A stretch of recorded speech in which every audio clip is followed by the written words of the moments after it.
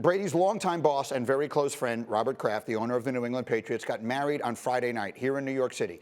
Tom Brady attended the wedding and then met the rest of his team in Pittsburgh on Saturday for the game. From what we understand, he missed a walkthrough and a meeting. Todd Bowles, the head coach, said afterwards he didn't miss any practice and suggested it had nothing to do with the game. That said, it certainly raised a lot of eyebrows. Marcus, I'll start with you. Do you have an issue with Brady going to the wedding on Friday night?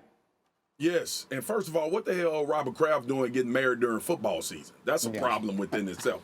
Here's the thing, man. I have a big issue with this because it's coming off of the heels. First of all, let's like go chronologically through this. Tom Brady retires, okay? Situations change. Dudes make decisions off of that. He decides to unretire and come back to Tampa. All right, so that reshifts what they are doing in Tampa. Great. The GOAT is back.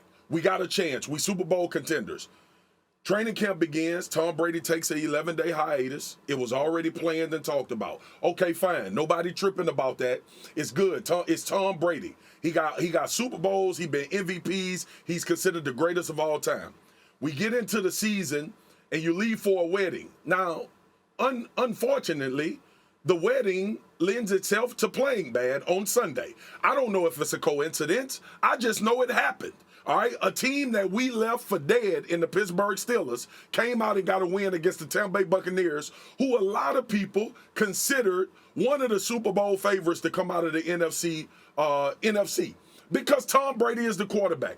And then we watch him on the sideline go off. And to your point, G, I'm glad you said it. We done seen quarterbacks do this. We saw Jeff Saturday almost knock the hell out of Peyton Manning because Peyton was talking crazy on the sideline when they was playing. This ain't the first time we done seen this happen. The problem is when you look at these dudes in the face and they don't really know if you fully committed to what y'all doing, Tom Brady is the GOAT. All right, let's get that out of the way. But also, there is a season to be played. Today is October 18, 2022. You know what them championships matter today? Nothing. It don't matter. And how we are programmed and what we are learned in football is what have you done for me lately? Every season is a new season. And the problem in Tampa right now, when we see Tom go off on his offensive lineman like that, is you got to ask the question of if these guys are asking, like, damn, Tom, like, we respect you, we love you, but no, we don't even know where you at right now. We don't even know if you fully committed to what we doing right now. So that's where I think it's a problem at. I'm glad he brought up Peyton Manning because that is the person to whom Tom will always be compared and contrasted. And you, of course, were there with Peyton all those years. Could you just imagine the circumstance? Not even, dude, don't even let it come out your mouth. Ain't no freaking way, bro. I'm just telling you, like, listen, Peyton Manning, he sells it for commercials. He'll shoot any commercial known to man. We see him all the time. But let me tell you something. In the offseason, I'm not talking about the season. In the offseason, he would go shoot his commercial and be back to make sure he did not miss a team event in the offseason. He dang sure wouldn't think about doing anything in the season. And here is my thing. Let's just talk about the normal schedule for football teams on a Friday. You're normally done 2-ish. You're going to go to a wedding in New York, great. So you jump on your private jet, you go up, watch this, go see Robert Kraft, get married, do whatever, see all your boys, dap them up, get your butt back on the plane, fly home that you can dang sure afford, sit down with your team, and then travel to Pittsburgh. Listen, there's a lot of dudes in the NFL that go out on Friday night. I know that's a shock to people, but there are people who do things, right? So my issue is not only that the meeting and the time with your teammates was secondary.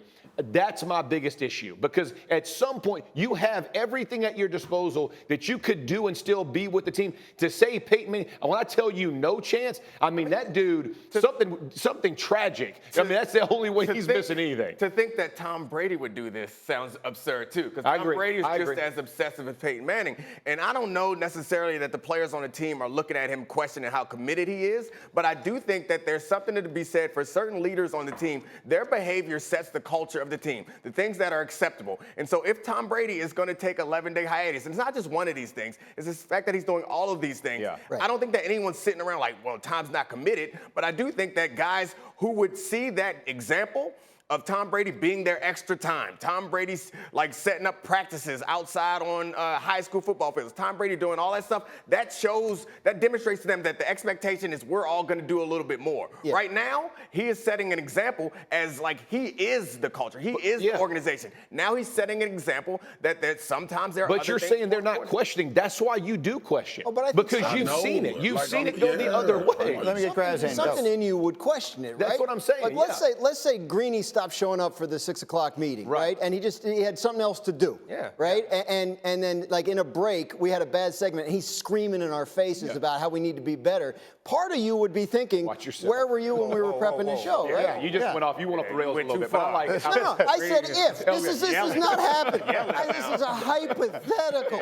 But the fact of the matter is, like, in your head somewhere, you'd be thinking, dude, where were you? No, that's a big part of this. It's a good analogy. If you're gonna do the wedding thing, you better show up and beat one of the worst teams in the league. Like, if you lose this game, now you've opened yourself up to all this. You know, it was funny when Tony Dungy was our coach. It was always about, man, what do you think perception and reality is? Because perception is a big deal. And if you don't show up for something and then you play bad, you just add on. So his whole thing is leave no doubt of where you sit from a team perspective. The team during the season always comes first. Other than family, it always comes first. So the perception is a huge deal that he's not doing it. Whether it affects the game or not makes no difference.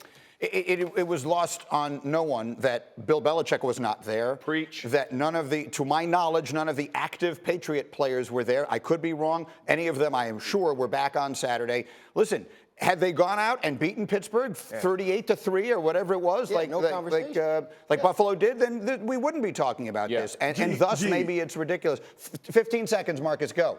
There's a reverence we have to talk to this about because of Tom Brady's history. But that's why I pointed out, like, it's October 18, 2022. All that don't matter. And we talked about a young offensive line all season and off season long.